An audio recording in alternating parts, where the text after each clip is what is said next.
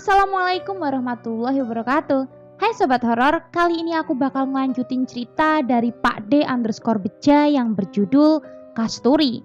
Gak usah basa-basi lagi, langsung aja kita mulai. Bayangan hitam besar kemudian jongkok di langit-langit rumah. Jongkok di sebelah jagung-jagung dan kelapa kering yang digantung di langit-langit rumah. Sosok hitam besar dengan muka hitam legam, rambut lebat, tangannya memegang rokok berwarna coklat yang masih menyala. Matanya terus melotot memandang ke arah Kasturi dengan mulut yang terus mengeluarkan asap. Pandangan Kasturi seperti dipaksa terus memandang ke arah sosok itu. Kepalanya tidak bisa dipalingkan. Bufia menepuk pundak Kasturi dan Kasturi seperti melepas nafas yang tertahan. Dan kemudian Kasturi baru bisa memalingkan pandangannya ke arah Bufia. Tidak apa-apa, itu yang jaga rumah ini, kata Bufia setelah menepuk pundak Kasturi. Bufia mengatakan kalau makhluk hitam besar penjaga rumahnya terganggu dengan apa yang mengikuti Kasturi. Melihat Kasturi, Sani celingukan memandang setiap sudut ruangan. Kamu lihat apa, Ri? Tanya Sani yang hanya dibalas senyum oleh Kasturi. Sambil menyesap rokoknya, Bufia meminta Kasturi menceritakan apa saja yang dialaminya beberapa hari ini. Tanpa basa-basi lagi, Kasturi menceritakan mulai dari laki-laki yang datang di mimpinya, sekarang lebih emosian dan sering berantem dengan pacarnya. Dan banyak kejadian aneh lainnya termasuk mimpi-mimpi kedua orang tuanya. Ya jelas panas, emosian hatimu Ri, ada yang ngerjain kamu, kata Bufia. Mendengar perkataan Bufia, pikiran Kasturi langsung menuju ke Sumini. Ia yakin Sumini yang melakukannya. Enggak cuma satu yang ngerjain kamu, untung orang tua kamu taat ibadah. Kalau tidak, sudah gila kamu. Perkataan Bufia kembali mengejutkan Kasturi. Karena selama ini ia tidak pernah punya musuh, hanya Sumini saja yang kemarin berselisih paham dengannya. Kasturi mencoba mengingat-ingat lagi, apakah ia pernah menyakiti hati orang lain? Namun pikirannya terus tertuju pada Sumini. Kamu pernah menolak lamaran kan? Kamu itu suka memberi harapan, tapi kalau sudah cinta terus ditinggal, kata Bufia yang kemudian dibantah oleh Kasturi. Kasturi merasa tidak pernah seperti itu. Sani yang duduk di samping Kasturi nyeletuk. Yang bener Ri, wah parah kamu. Temenmu ini sok, kata Bufia kepada Sani. Namun kemudian Bufia menjelaskan, memang benar, Kasturi tidak melakukan itu. Hanya saja banyak laki-laki yang salah mengartikan kebaikan Kasturi. Banyak di antara mereka yang mengira Kasturi suka dan memberi harapan.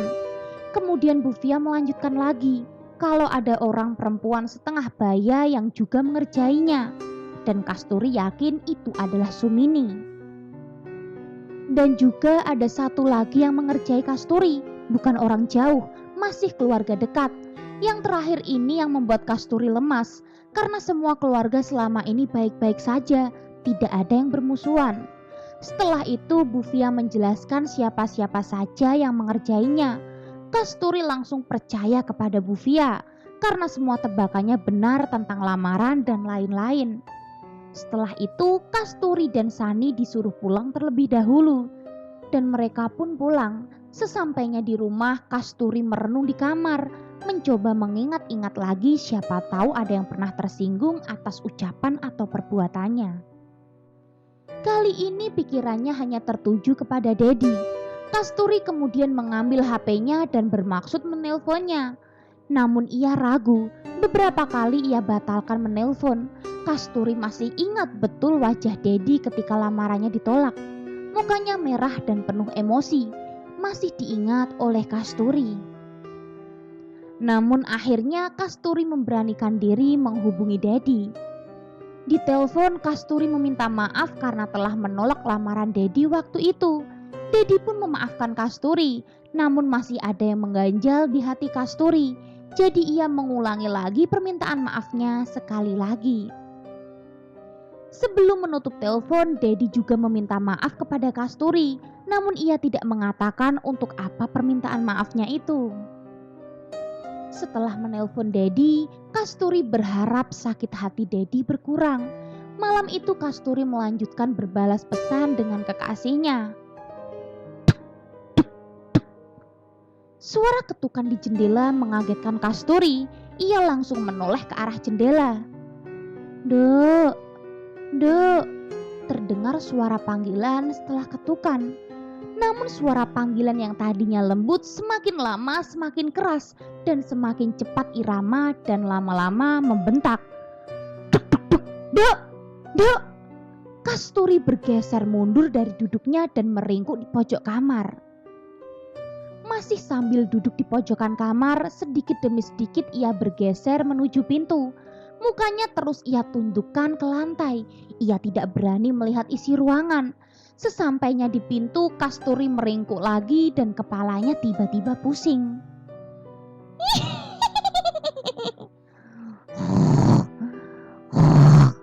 Kemudian ia mendengar suara tertawa yang dibarengi dengan suara geraman. Suara-suara itu seakan ada memenuhi isi ruangan, semakin membuat pusing kepalanya.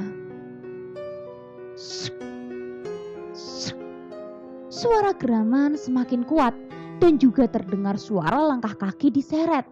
Kasturi menangis tapi tidak bisa berteriak. Ia semakin membenamkan kepalanya di kedua lututnya. Suara langkah kaki itu semakin keras dan ia melihat sepasang kaki yang besar berwarna merah berlumuran darah dengan kuku-kuku kaki yang panjang menjulur ke samping. Kasturi hanya bisa meringkuk dan menangis karena teriakannya tidak keluar dari mulutnya, dan kemudian hidungnya mencium bau rambut yang terbakar. Kasturi memejamkan matanya. Ia tidak berani melihat sosok apa yang ada di depannya, karena melihat kakinya saja dia sudah ketakutan. Ditambah lagi bau rambut yang dibakar membuat sesak dada Kasturi. Tidak lama bau itu menghilang. Kasturi perlahan membuka matanya. Sosok kaki sudah tidak ada di depannya. Tanpa melihat sekeliling, Kasturi berdiri membuka pintu dan lari ke kamar ibunya. "Kenapa nak? Mimpi lagi?" tanya Hasanah karena melihat Kasturi yang langsung masuk kamar tanpa mengetuk dulu dengan isakan tangis. Kasturi tidak berani kembali ke kamar. Ia meminta ibunya menemaninya. Malam itu Kasturi tidak bisa tidur karena isakan tangisannya dan rasa takut akan kemunculan sosok tadi. Bahkan sampai pagi menjelang, Kasturi tidak bisa tidur. Sore harinya setelah selesai jam kerja, Kasturi memutuskan pergi ke rumah Bufia sendirian. Sesampainya di sana, Kasturi menceritakan apa yang dialaminya semalam. Ia sudah tidak kuat lagi menerima teror yang terus datang karena semakin hari semakin parah. "Kamu percaya sama saya? Kamu saya tolong," ucap Bufia setelah mendengarkan cerita dari Kasturi. "Iya Bu, saya percaya. Saya tidak ingin membalas. Saya hanya ingin hidup damai." Bufia pun kembali duduk bersila. Ia memejamkan matanya sambil terus menyesap rokoknya. Kepulan asap rokok sampai memenuhi ruang tamu. Beberapa saat kemudian Bufia membuka matanya. "Nak, ada orang yang ingin kamu celaka. Rumahnya menghadap utara dekat masjid," ucap Bufia setelah membuka matanya. "Iya Bu, saya tahu orangnya," jawab Kasturi disertai anggukan kepalanya. Kemudian Bufia memberitahu lagi bahwa salah satu saudara Kasturi yang iri, namun yang dikirim masih sangat mudah diatasi menurut Bufia. Jadi Bufia menawarkan akan mengatasi saat itu juga. Bufia juga mengatakan kalau dukun yang mengirim makhluk ini sebenarnya sudah taubat. Namun jin kirimannya terlanjur suka sama Kasturi. Setelah menimbang-nimbang, Kasturi akhirnya menyetujui tawaran Bufia walau ada rasa takut. Bufia kemudian mengambil dupa dan segelas kopi hitam. Dinyalakan dupa itu, asap yang keluar dari dupa ditiupkan ke arah Kasturi. "Dok, sini, duduk sini," suruh Bufia agar Kasturi duduk di sampingnya, agar Kasturi tidak kaget karena Bufia akan memperlihatkan salah satu kiriman yang selalu mengikuti Kasturi. Kasturi pun menurut, ia duduk di samping Bufia. Baru saja Kasturi duduk di samping Bufia, ia langsung memejamkan matanya. Tangannya memegang erat lengan Bufia. Kasturi melihat ada seorang nenek tua dan keriput, hanya memakai kain jarik sebatas dada. Lidahnya menjulur runcing dan badannya bungkuk. Nenek itu terus memandang Kasturi. Sosok nenek itu berdiri tepat di mana tadi Kasturi duduk. "Sudah, gak apa-apa nak, buka matamu," ucap Bufia menenangkan Kasturi yang masih gemetar dan memejamkan matanya. Kasturi pun membuka matanya dan nenek tadi sudah tidak ada di depannya. Menurut Bufia, nenek itu adalah penyebab gelapnya aura Kasturi. Nenek itu juga yang membuat muka Kasturi suram dan gak ada semangat-semangatnya. "Duduk sini aja ya, saya ambil jinnya sekarang," ucap Bufia dan masuk ke dalam. Sebelum masuk, Bufia juga berpesan agar Kasturi jangan kemana-mana sebelum Bufia selesai. Bufia pun masuk ke ruang tengah, sedangkan Kasturi masih duduk di ruang tamu, memandang sekeliling ruangan. Ia takut nenek itu muncul lagi atau penunggu rumah Bufia menampakkan diri. Brak! Kasturi kaget. Ia mendengar suara gebrakan meja kayu dari arah dalam dan disertai suara tawa seorang yang terdengar sangat sepuh, lirih dan serak. Tiba-tiba bau wangi pun seakan memenuhi ruangan, menambah rasa ngeri yang dirasakan Kasturi saat itu. "Mau ikut aku tidak? Apa mau saya bakar?" Terdengar suara teriakan Bufia dari dalam. Kasturi memalingkan pandangannya ke arah pintu ruang tengah, namun pintunya masih tertutup. Tidak lama Kasturi mendengar rintihan yang memilukan dari dalam. "Salah satunya sudah aman nak, sudah saya masukkan sini," kata Bufia dengan menunjukkan sebuah batu cincin yang dipakainya. Setelah Bufia memberi amalan kepada Kasturi agar dibaca setiap kali mandi agar auranya kembali. Bufia juga berpesan, selama 3 hari jangan ke rumah Bufia dulu, karena Bufia akan mempersiapkan diri untuk ritual selanjutnya yang lebih berat lagi. Dan selama 3 hari juga sebisa mungkin Kasturi agar tidak sendirian dimanapun ia berada, karena akan banyak sekali gangguan. Bukan malah tenang setelah mendapatkan bantuan dari Bufia, Kasturi justru semakin merasa takut dan was-was. Ia tidak sanggup membayangkan apa yang akan dialaminya 3 hari ke depan. Dan memang benar, setelah pulang dari rumah Bufia, perasaan Kasturi semakin tidak enak. Sedikit demi sedikit rasa takut menyerang Kasturi. Bahkan, kamarnya sendiri sekarang adalah tempat yang paling menakutkan bagi Kasturi. Jangankan masuk sendiri ke kamar, bahkan dengan ditemani ibunya pun masih merasa ketakutan. Ia merasa setelah dari rumah Bufia selalu ada yang mengawasinya, dan paling parah ketika di kamarnya sendirian. Malam itu selepas sholat Isya, Kasturi duduk di depan TV bersama ibunya. Kasturi memijit kaki ibunya sambil mengobrol. "Nak, tidur dulu sana di kamar, nanti ibu menyusul." Hasanah menyuruh Kasturi tidur karena melihat mata anaknya sudah layu. Namun Kasturi menolak untuk tidur duluan di kamar. Ia mengatakan nanti saja tidur berbarengan dengan ibunya. Memang, akhir-akhir ini Kasturi jarang bisa tidur karena selalu diganggu dan ketakutan. Semakin sering mengganggu dan di setiap mimpinya laki-laki itu selalu memaksa untuk berhubungan badan. Tapi untunglah Kasturi masih dilindungi. Kasturi selalu terbangun tepat sebelum hal terjadi lebih jauh dari mimpinya. Malam itu Kasturi mengatakan kepada ibunya kalau ia sudah mendapatkan bantuan atau ikhtiar kepada seorang paranormal yang bernama Bufia. "Gimana Tondok, kamu jangan ngawur," jawab Hasanah setelah mendengar anaknya memberitahu. Hasanah marah dan kecewa, namun Kasturi mencoba meyakinkan ibunya dengan mengatakan Bufia alim, menggunakan amalan Al-Quran dan Bufia juga berhijab. "Oh alah, kamu kok ngeyel sih nak, namanya dukun pasti minta bantuan jin." Hasanah masih kekeh walaupun sudah dijelaskan tentang Bufia, karena memang Hasanah dan Barja adalah orang yang tergolong taat beribadah. Kasturi menunduk, ia tidak sanggup menatap ibunya yang penuh kecewa sebab Kasturi tidak meminta izin dulu mau minta tolong ke Bufia. Kasturi pun meminta maaf kepada ibunya. Setelah meminta maaf, ia mulai jujur dan mengatakan apa yang sebenarnya terjadi di dalam mimpinya. Kasturi menangis sejadi-jadinya dan membenamkan kepalanya di pangkuan ibunya. Setelah menjelaskan apa yang terjadi dan ketakutan-ketakutan yang selama ini ia alami, melihat tangis anaknya, Hasanah ikut menangis. Tangannya mengelus kepala Kasturi dengan tetesan air mata yang terus menetes. Malam ini Kasturi tidur dengan ibunya. Ibunya menunggu Kasturi sampai benar-benar tidur dan menjaganya sepanjang malam. Malam ini Kasturi bisa tidur dengan tenang setelah mengatakan yang sebenarnya. Ibunya tidak berhenti berdoa di kamar Kasturi. Bahkan tangan ibunya tidak lepas memegangi anaknya walau sudah tertidur. Ibunya merebahkan badan di samping Kasturi dan memeluknya dengan terus berdoa dan berzikir. Pagi harinya, karena hari Sabtu Kasturi libur, ia hanya berdiam diri di dalam rumah dan perasaan takutnya pun sudah tidak seperti hari-hari kemarin. Walaupun pagi itu Kasturi demam. Hari ini Kasturi dan keluarganya harus pergi ke rumah sepupunya karena sepupu Kasturi menikah. Mereka berangkat sore hari setelah asar. Namun Kasturi memutuskan tidak ikut ke sana sore ini.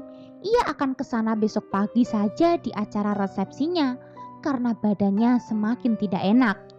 Setelah orang tuanya berangkat, Kasturi masuk. Ia merebahkan diri di dalam kamar. Tangannya sibuk memainkan handphone. "Nak," terdengar suara bapaknya di luar kamar. "Iya Pak, kenapa?" jawab Kasturi. Ia pun bangun dan duduk di ranjangnya. "Astagfirullah!" teriak Kasturi. Ia baru ingat kalau bapak dan ibunya pergi tadi ke rumah saudaranya. Nak. Panggilan itu terdengar lagi disertai gagang pintu yang bergerak naik turun, seperti ada yang berusaha membuka pintu dari luar. Kasturi tidak menjawab, ia langsung tidur dan menutup badannya dengan selimut. Suara panggilan itu berubah menjadi geraman, semakin lama semakin keras, dibarengi dengan gagang pintu yang bergerak semakin cepat. Karena ketakutan, Kasturi hanya bisa menangis di balik selimut. Ia mengambil ponsel di kantongnya dan mencari kontak yang paling dekat. Tidak mungkin ia menghubungi Sani, karena jarak rumah mereka jauh. Akhirnya ia menghubungi salah satu sepupunya. Rumahnya hanya sekitar 200 meter dari rumah Kasturi. Kasturi meminta tolong agar cepat datang dan jangan mematikan teleponnya. Geraman dan suara gagang pintu masih jelas terdengar. Kasturi menangis dan meringkuk di balik selimutnya. Terdengar ketukan pintu berkali-kali, namun gagang pintunya sudah tidak bergerak lagi. Kasturi semakin ketakutan. Teleponnya pun masih menempel di telinganya dan memanggil-manggil sepupunya yang tidak juga datang. Ri, buka Ri! Terdengar panggilan dari pintu kamar. Namun Kasturi belum berani membukanya. Mas Fadli beneran bukan? Kasturi memastikan. Setelah memastikan itu sepupunya, Kasturi membuka pintu. Dan memang benar kalau yang datang sekarang adalah sepupunya. Kasturi menangis dan dibawa ke ruang tamu. Ini gimana lampunya belum dihidupkan? Pintunya juga gak dikunci, tanya Mas Fadli sepupunya. Mereka pun mengobrol di depan TV. Kasturi menceritakan kalau tadi ia habis diganggu, padahal masih jam 5 sore. Beberapa saat setelah masuk maghrib, Mas Fadli mengajak Kasturi untuk sholat. Mereka berjalan bersama ke belakang mengambil air wudhu. Kasturi berwudhu duluan dan ditunggu Fadli di sampingnya. Namun Fadli terlihat gelisah, matanya berkali-kali melihat ke gudang. Bahkan Fadli sampai kaget ditegur Kasturi. Mas, wudhu dulu, tegur Kasturi karena Fadli seperti tidak berkonsentrasi. Bahkan saat wudhu pun beberapa kali Fadli menoleh ke gudang. Ayo Ri, cepetan, ajak Fadli setelah selesai wudhu. Mereka pun sholat berjamaah. Setelah selesai dan masih di ruang sholat, Fadli terlihat pucat. Ia juga mengatakan kalau tadi sewaktu mengambil wudhu, ia melihat orang berjongkok di depan pintu gudang dengan rambut awut-awutan. Kasturi memohon agar Fadli menginap dan menemaninya malam ini. Namun ternyata nyali Fadli tidak lebih berani dari Kasturi. karena Fadli juga mulai ketakutan setelah melihat sosok yang berjongkok di depan pintu gudang tadi. "Saya tidak berani, Ri, kalau nginep di sini sendirian," kata Fadli. Akhirnya, Kasturi menghubungi Sani dan Fadli juga menghubungi temannya agar mereka datang untuk menemani mereka. Fadli dan Kasturi duduk di ruang tamu. Kedatangan Fadli ternyata sama sekali tidak merubah keadaan karena mereka sama-sama penakut. "Ri, kapan temanmu sampai?" tanya Fadli karena teman Kasturi tidak juga datang. "Paling 15 menitan lagi, Mas," jawab Kasturi. Terdengar suara benda jatuh yang sangat keras dari arah dapur. "Apa itu, Ri?" tanya Fadli, yang ketika mendengar suara itu malah menaikkan kakinya ke kursi. Tapi Kasturi malah mengajak Fadli melihat ke dapur. Walaupun takut, tapi Kasturi penasaran. "Gak mau ah, kalau setan gimana?" jawab Fadli mendengar ajakan Kasturi. Namun akhirnya mau juga.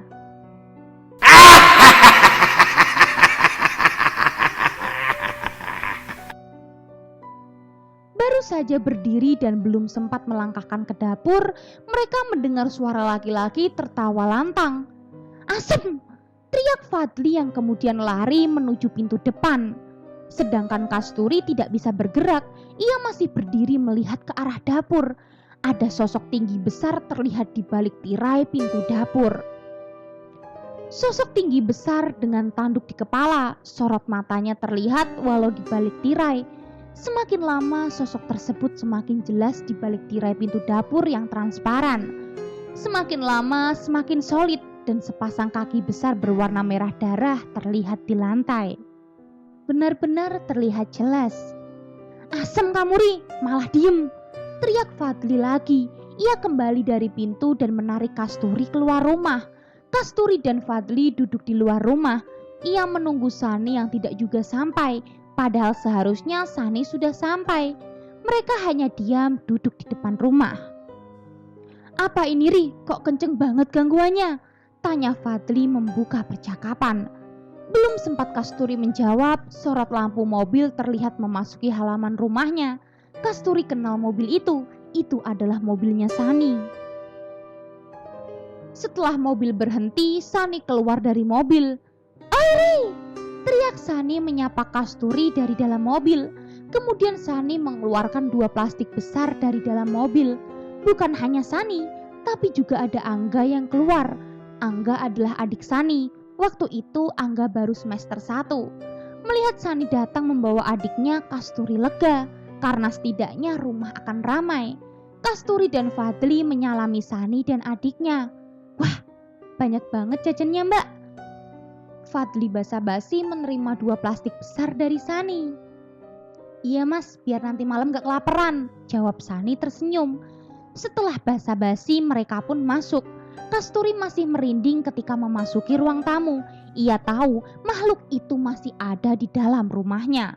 Namun setidaknya ia tidak menampakkan diri dan itu sudah sedikit membuat Kasturi dan Fadli lega. "Anjir, langsung merinding gini sih," ucap Sani tiba-tiba. Ia melirik Kasturi dan Fadli bergantian, namun kemudian diam dan melihat sekeliling. "Emang Mbak Turi digangguin gimana?" Sani diam, namun malah Angga yang bertanya kepada Kasturi. "Jangan diomongin, nanti datang," saut Sani sambil mencubit keras lengan Angga sampai Angga meringis. Untuk sesaat mereka melupakan ketakutan mereka. Suasana cair karena candaan Sani dan Fadli, sedangkan Angga terus memasukkan cemilan ke mulutnya sambil ikut tertawa. Ketek, ketek. Mereka langsung diam. Suasana sunyi ketika mendengar suara dari atap rumah, seperti kerikil yang berjatuhan. Cukup lama suara itu terdengar, Kasturi dan yang lain terdiam dan semua geser duduk berhimpitan. Kemudian suara itu berhenti, tapi tidak lama terdengar suara jeritan melengking keras seperti suara wanita sedang kesakitan. Mata mereka saling menatap satu sama lain dan hati mereka berdoa. "Astagfirullahaladzim," ucap Kasturi kaget karena melihat bayangan berkelebat di depannya. "Kamu lihat kan, Ri?" tanya Sani yang hanya dibalas anggukan oleh Kasturi. "Lihat apa, Mbak?" Jangan nakut-nakutin gitu, tanya Angga yang kemudian semakin merapatkan duduknya kepada Sani. Fadli pun ikut ketakutan dan merapatkan duduknya ke Angga. Mas, itu tadi kuntilanak kan? Tahu gini aku bawa kamera tadi, tanya Angga ke Fadli. Fadli hanya meringis ke Angga. Tangan Sani langsung menoyor kepala adiknya. Mulutmu itu loh, minta disumpel, kata Sani ke adiknya. Dan kemudian tidak ada yang berbicara lagi. Keadaan rumah kembali sunyi, tidak ada yang berani bersuara. Ayo sholat dulu, sudah jam 7:30 kan? Kasturi mengajak sholat mumpung belum terlalu malam. Ia melupakan rasa takutnya walau tadi habis melihat sosok hitam berkelebat di depannya menuju dapur. Gila kamu Ri, gak lihat apa? Tadi ada yang lari ke dapur, jawab Sani menolak. Alah, ngomong aja males sholat, ngeles aja, saut Angga meledek kakaknya. Sudah, bareng-bareng aja sih, Fadli menengahi mereka. Mereka pun bersamaan keluar ke kamar mandi dan berwudu bergantian. Woi, jangan tinggalin aku, teriak Angga dari dalam kamar mandi karena pas giliran wudu lampu dapur dan kamar mandi tiba-tiba mati. Cepetan kampret, kata Sani menarik Angga keluar dan lari ke arah ruang tamu. Anehnya, lampu dapur dan kamar mandi menyala lagi setelah mereka sampai di ruang tamu. Mereka sholat di ruang tamu dipimpin Fadli. Setelah selesai mereka duduk berhimpitan dan malam semakin larut. Cemilan yang dibawa Sani pun sudah habis. Mereka sedikit tenang karena gangguan sepertinya sudah berhenti. Namun tiba-tiba rasa kantuk menyerang mereka. Tidur sini aja bareng-bareng, ajak Kasturi karena melihat yang lain sudah mengantuk, begitu juga dengan dirinya. Namun karena banyak nyamuk di ruang tamu, Fadli menyarankan Kasturi dan Sani tidur di kamar saja. Begitu juga Sani, ia lebih memilih tidur di kamar daripada di ruang tamu. Beberapa kali Kasturi meyakinkan Sani, tapi Sani tetap mau tidur di kamar. Akhirnya Kasturi menurutinya walaupun takut, dengan catatan pintu kamarnya dibuka walau sedikit. Sedangkan Fadli dan Angga tidur di ruang tamu. Kasturi dan Sani pun pindah ke kamar. Tidak butuh waktu lama, Sani pulas tertidur. Sedangkan Kasturi walaupun sangat mengantuk, sepertinya berusaha menahan agar tidak tertidur. Namun akhirnya ia kalah karena akhirnya ia juga tertidur. Jarak antara rumah Kasturi dengan kantornya tidak terlalu jauh.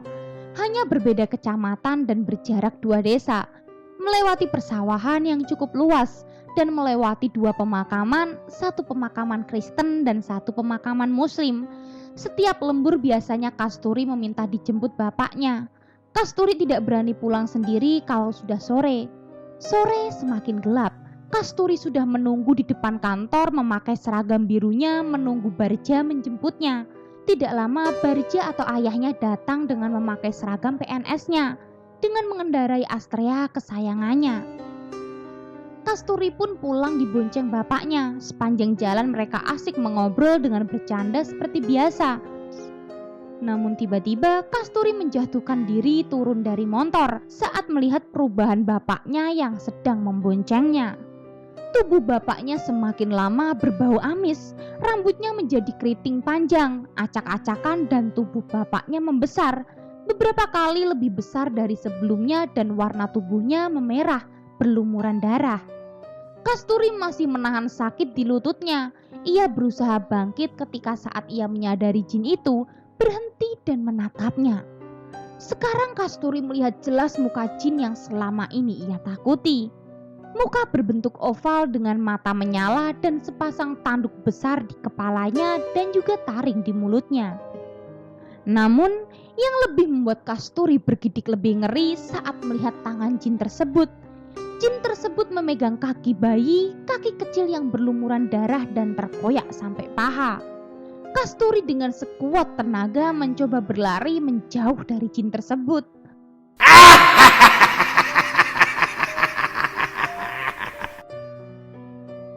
Mau lari kemana calon pengantinku? Suara jin yang berat dan serak terus terdengar Kasturi saat berlari menjauh dari makhluk itu. Ia tidak menoleh ke belakang lagi. Kasturi hanya tahu lari sebisa dan sejauh mungkin. Setelah berlari cukup jauh, Kasturi kehabisan nafas dan tenaganya pun terkuras. Ia melambatkan larinya ketika sampai di pemakaman Kristen. Tenaganya benar-benar habis. Kasturi menoleh ke belakang. Jin merah itu masih berjalan mengejarnya.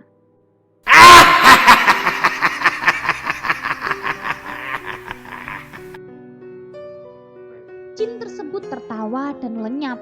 Hilangnya jin itu tidak membuat Kasturi lega. Ia terus melihat sekelilingnya. Kasturi takut ini tipu dayanya dan akan muncul tiba-tiba untuk menangkapnya. Namun ternyata sosok merah itu tidak muncul. Kasturi berjalan tertatih karena luka di lututnya cukup parah.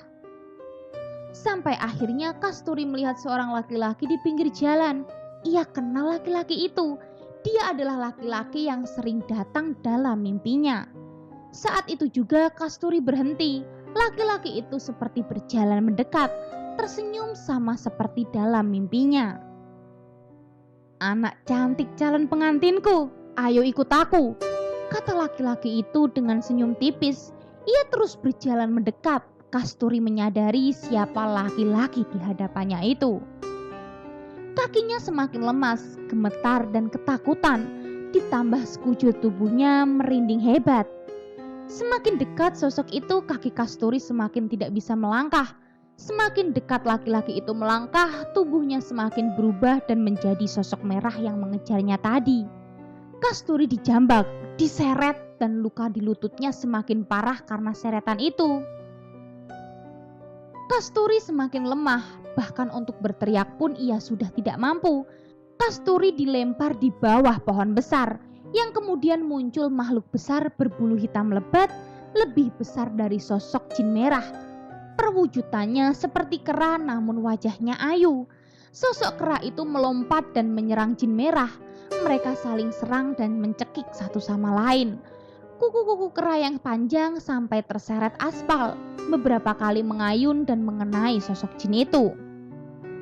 Dan di sosok kera dan jin itu berkelahi dan saling serang, tiba-tiba datang seorang laki-laki yang Kasturi kenal. Ia mendekati Kasturi dan membopongnya, kemudian membawa Kasturi pergi. Gimana sobat horor? Penasaran kan kira-kira siapa laki-laki yang membopong Kasturi itu? Kalau gitu tunggu kelanjutan ceritanya dan jangan lupa nyalakan lonceng notifikasinya. Bye.